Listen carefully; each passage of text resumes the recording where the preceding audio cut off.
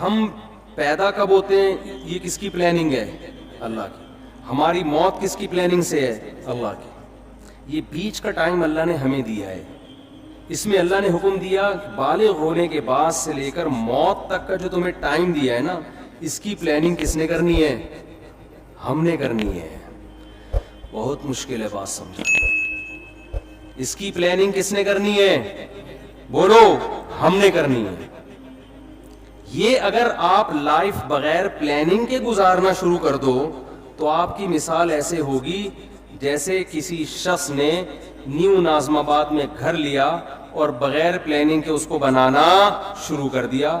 بعد میں پچھتا رہا ہے کہ جہاں واش روم بنانا تھا وہاں میں نے کچن بنا دیا, اور جہاں کچن بنانا تھا وہاں میں نے واش روم بنا دیا, اور اب اس میں چینجنگ نہیں ہو سکتی. آپ کی لائف اگر بغیر پلاننگ کے گزرے گی تو وہ برباد ہونے کے علاوہ آپ کو کچھ بھی حاصل نہیں ہوگا, اور اب یہ چینج نہیں ہو سکے گی, کیونکہ جو ٹائم گزر گیا بغیر پلاننگ کے وہ ٹائم آپ کو واپس نہیں مل سکتا.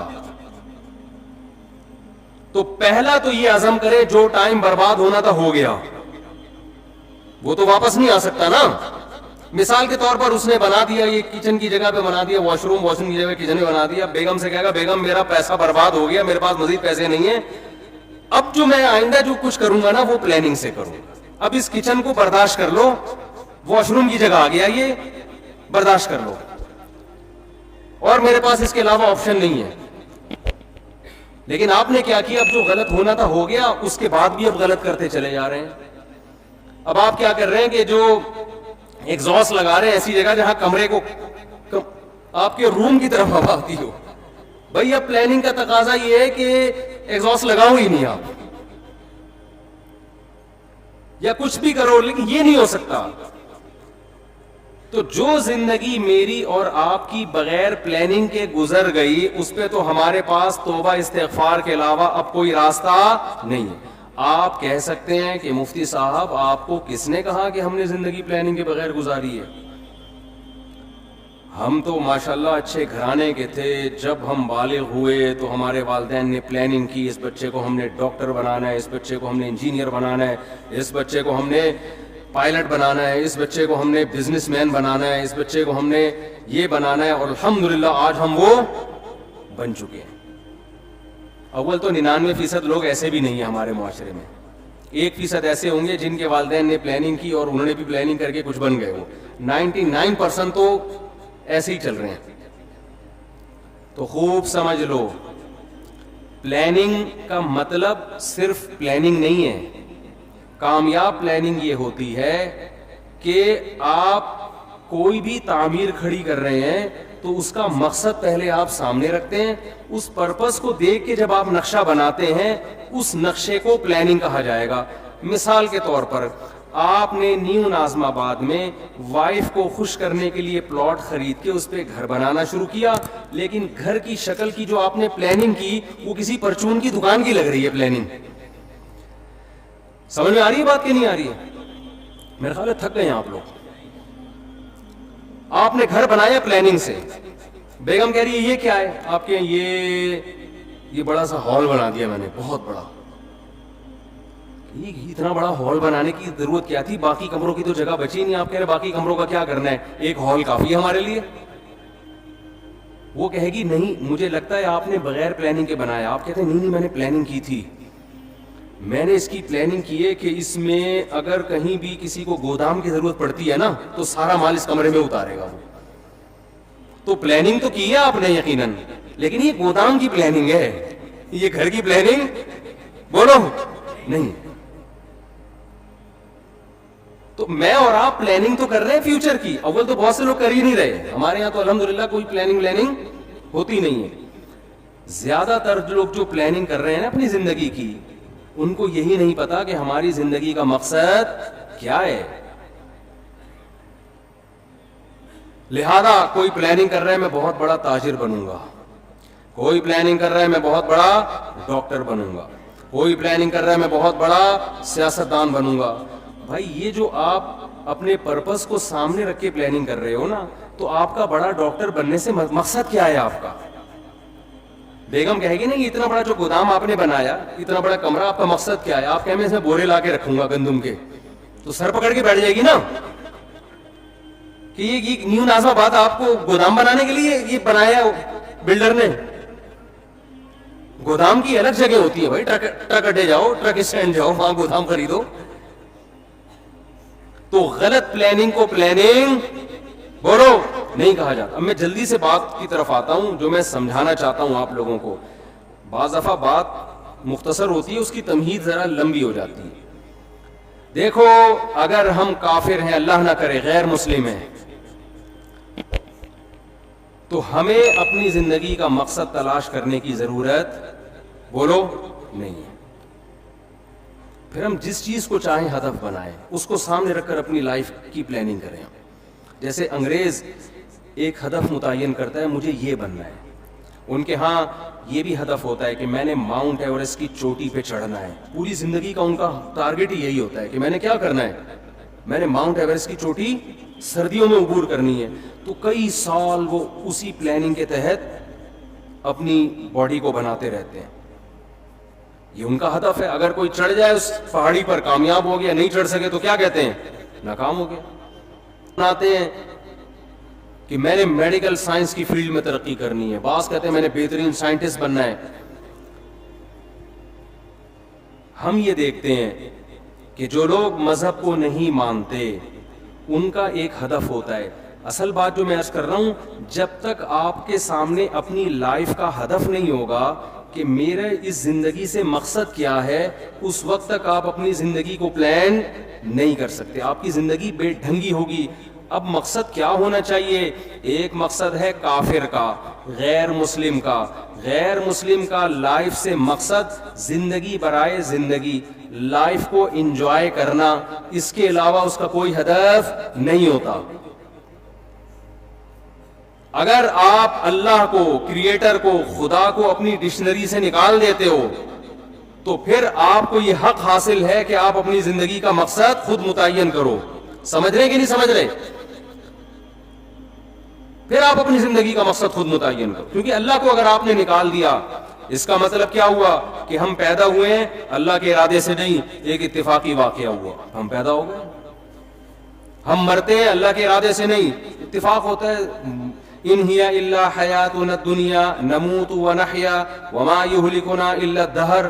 نبی کے دور میں جو ایتھیسٹ تھے وہ کہتے تھے کہ یہ دنیا کی زندگی ہے جس میں ہم مرتے بھی ہیں، جیتے بھی ہیں. یہ خدا کے تصرفات نہیں ہے، یہ زمانے کے تصرفات ہیں.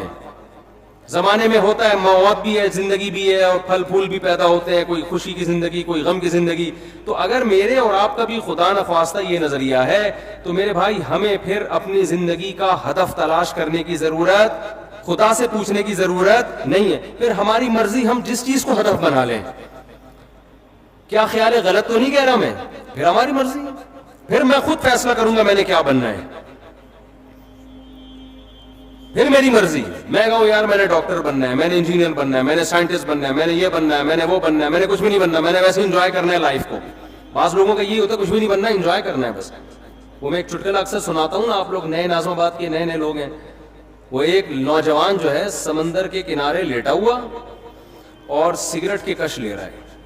ایک بوڑھے میاں گئے، ذرا اسپیڈ میں سنا دیتا ہوں کیونکہ کئی دفعہ لوگ سن چکے ہیں.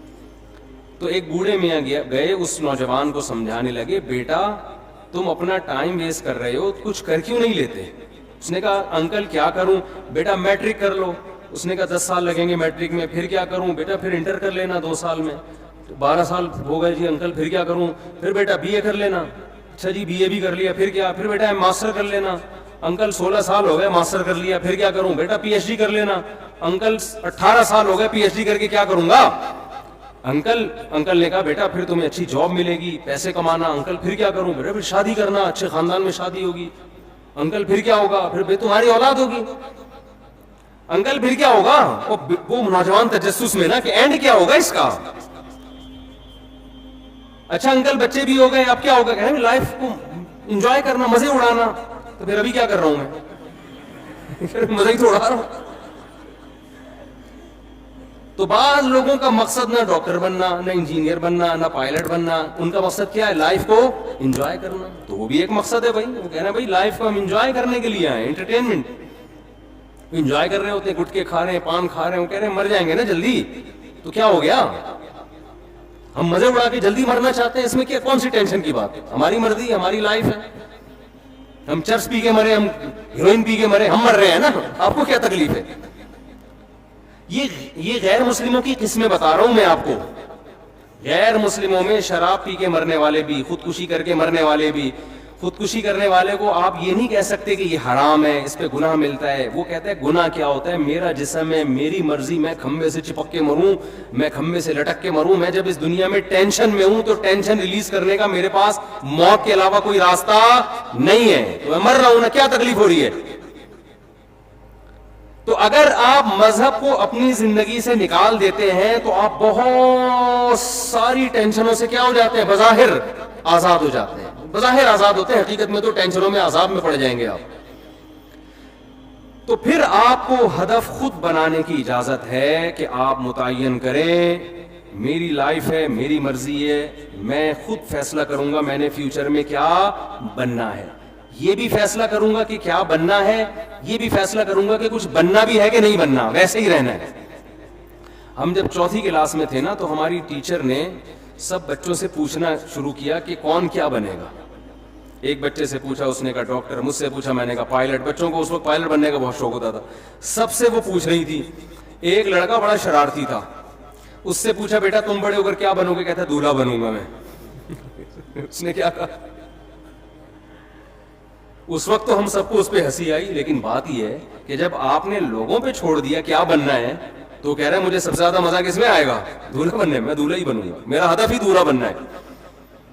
اس وقت تو یہ بات ہمیں سمجھ میں نہیں آتی تھی، لیکن جب ہم آج 50 سال کے ایسے لڑکے دیکھ رہے ہیں نا جو دولہا بننے کی خواہش میں ترس رہے ہیں، جو دولہا بن ہی نہیں پا رہے بیچارے اپنی حرکتوں کی وجہ سے، تو پھر مجھے وہ یاد آتا ہے کہ یہ دولہا بھی خوش قسمت لوگ بنتے ہیں. اور خواتین کے ساتھ پیش کی معذرت، بار بار دولہا بننے کی سعادت یہ بہت ہی خوش قسمت لوگوں کو ملتی ہے. اللہ تعالیٰ حفاظت میں رکھے.